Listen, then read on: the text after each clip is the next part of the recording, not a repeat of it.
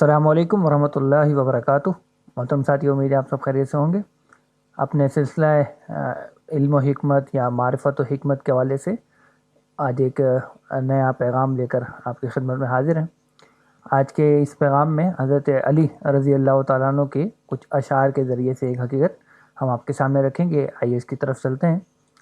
یہاں فرمایا گیا لعمرک مل انسان الا بدینہ فلا تترک التقوی اتکالا علی النسب فقد رفع الاسلام سلمان فارس وقد وضع الشرک الشریف ابا لہب۔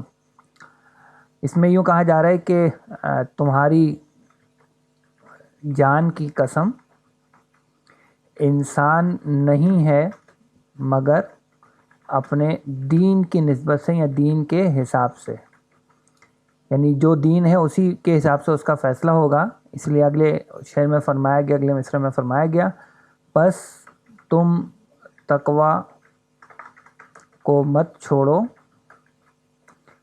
نسب پر بھروسہ کرتے ہوئے یا انحصار کرتے ہوئے۔ پھر کہا کہ فقد رفع الاسلام سلمان فارس، اسلام نے حضرت سلمان فارسی رضی اللہ تعالیٰ عنہ کو بلند مقام دلایا، کو بلندی عطا کی، اور شرک نے کیا کیا؟ شرک نے شریف، یہاں شریف سے مراد اصل میں سردار ہے، سردار ابو لہب کو پست کر دیا۔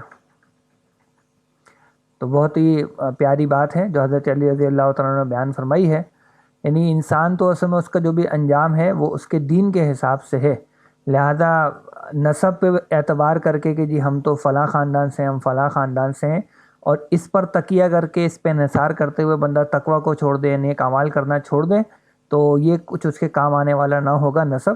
بلکہ پھر اگلے اس میں بتاتے ہیں کہ اسلام نے سلمان فارسی رضی اللہ تعالیٰ عنہ کو کیا مقام دلایا، اور نسب کے اعتبار سے بہت ہی اعلیٰ نسب انسان تھا ابو لہب، اللہ کے رسول صلی اللہ علیہ وسلم کے گھرانے سے اس کا تعلق تھا، آپ کا چچا بھی تھا، لیکن چونکہ ایمان نہیں لایا، اسلام کو ترک کر دیا، تو اس شرک نے اسے پستی میں ڈال دیا۔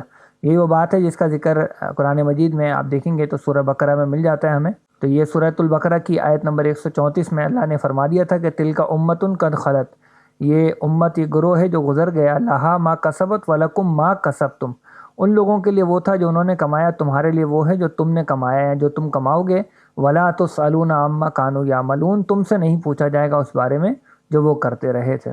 اسی طرح ایک حدیث میں یہ الفاظ بھی آتے ہیں کہ قیامت کے دن جس کے عمل نے اس کو پیچھے کر دیا، اس کا نسب اسے آگے نہیں لا سکے گا۔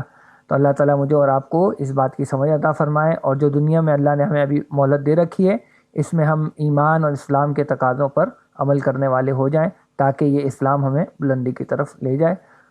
اللہ تعالیٰ مجھے اور آپ کو اس پر عمل کی توفیق عطا فرمائے، آمین یا رب العالمین۔ وآخر دعوانا ان الحمد للہ رب العالمین۔